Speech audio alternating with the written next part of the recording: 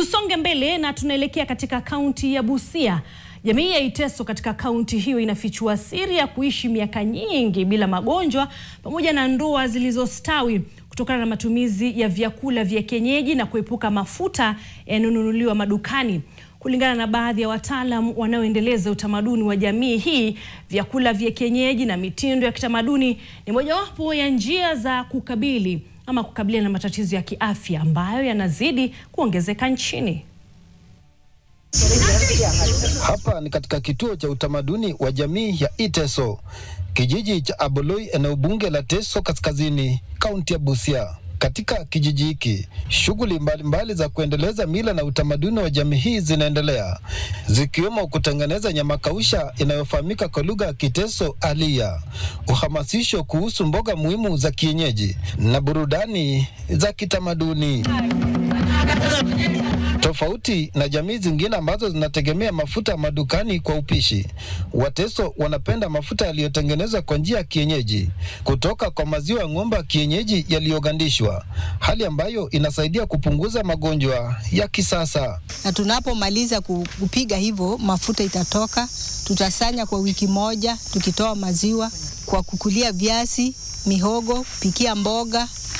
Pia hiyo maziwa unaweza pika, alafu upike ugali kutumia hiyo maziwa na kuweka hiyo mafuta ile imechemshwa tayari. Wanawake husiaga njugu kwa kugonga kwenye kinu, ambazo vilevile hutumika kutengeneza mafuta yenye virutubishi muhimu ambayo hutiwa kwenye chakula na kusaidia kutunza afya ya mwili. Kwa sasa bado afya na nyuso zao zimeimarika. Mimi ninakula chakula kienyeji. Mkate yangu ni miogo, viazi, njugu, ndizi, alafu atapa ambayo ni ugali. Alafu kuna simsim lakini hakuna hapa. Hiyo ndiyo chakula ambaye sisi Wateso tunakula. That is why unaona I'm now 60 years but you cannot believe. Mbali na swala la mafuta, wanaelezea umuhimu wa kukumbatia ugali wa unga wa mtama, wimbi na mihogo ambao vilevile umesiagwa kwa njia ya kienyeji, yani kutumia mawe. Hiyo mawe unatengeneza, unatandika hii nini ya ngozi. Alafu kisha tengeneza, unaweka vitu yako hapa. Unaanza sasa kushaga. Hiyo kushaga unaimba. Kama hujui kushaga naye, hiyo wimbi itakuonyesha. Sasa unaposhaga, mama mke atakuja apigilie hiyo unga hivi kwa ukuta. Kama umekaza mkono ama hujakaza. Kwa sababu wako wanachuchunga na hiki chuchungu. Wanashaga tu alafu wanapika tu hivyo. Kama ni uji watakoroga tu hivyo.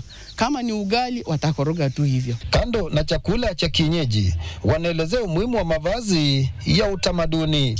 Tulianza kukata nguo, tunafunika tu mbele peke yake, lakini ndani hakuna nguo ingine. Haya mavazi yanasaidia mwanaume kupumua.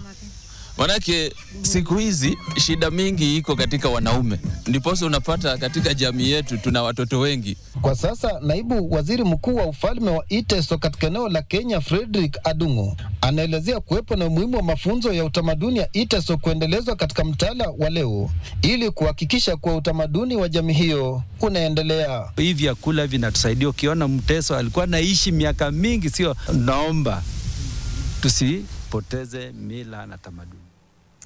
Haya, fumbo hilo mtazamaji, fumbo la kuishi miaka nyingi umefumbuliwa hapo na Robert Malala kutoka jamii hiyo iliyo kaunti ya Busia, ni jamii ya Iteso.